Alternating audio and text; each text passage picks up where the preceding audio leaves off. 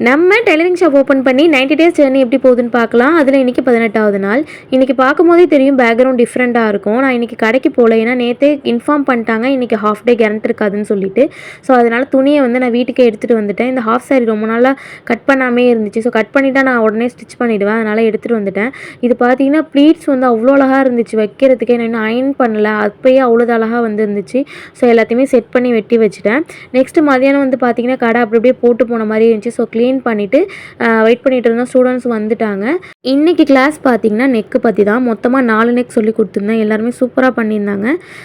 எல்லாருமே பொறுமையாக தான் பண்ணுறாங்க. பட் பேசிக்குங்கிறதுனால பொறுமையாக பண்ணால் தான் நீட்னஸ் வரும்னு சொல்லிட்டு நானுமே விட்டுட்டேன். சூப்பராக பண்ணியிருந்தாங்க. இன்றைக்கி 2 நியூ ஸ்டூடெண்ட்ஸுமே சேர்ந்துருந்தாங்க. அல்ஹம்துலில்லாஹ். நெக்ஸ்ட்டு பார்த்திங்கன்னா இது கஸ்டமருடைய ட்ரெஸ்ஸு தான். ஆல்ரெடி இதுக்கு லைனிங் எடுத்திருப்போம். ஸோ இவங்க நம்ம ஆல்ரெடி ஒரு மதுபாலா ட்ரெஸ் போட்டிருந்தோம் இல்லையா, அதை பார்த்துட்டு எனக்கு அதே மாதிரியே வேணும்னு கேட்டிருந்தாங்க. ஸோ நம்மளும் அதே மாதிரியே பண்ணி கொடுத்துட்டு நெக்ஸ்ட் வந்து பார்த்திங்கன்னா நம்மளுக்கு சேட்டு கடை வேலை தான். கொஞ்சம் ஸ்டூடெண்ட்ஸ் வந்து வெளியில் போக முடியாது, எங்களுக்கு கொஞ்சம் லைனிங்ஸ்லாம் எடுத்து கொடுங்கன்னு சொல்லியிருந்தாங்க. ஸோ அதுக்காக திருப்பி சேட்டு கடை பக்கமே போயாச்சு. போய் அவங்களுக்கு தேவையான லைனிங்கு கொஞ்சம் திங்ஸ்லாம் வாங்கிட்டு ஒரு மிஷின் வந்து சர்வீஸ் போட்டிருந்தோம் இல்லையா, அதையும் எடுத்துக்க சொல்லிட்டாங்க. ஸோ அதையும் எடுத்துகிட்டு வந்துட்டோம். நாளைக்கு பார்க்கலாம்.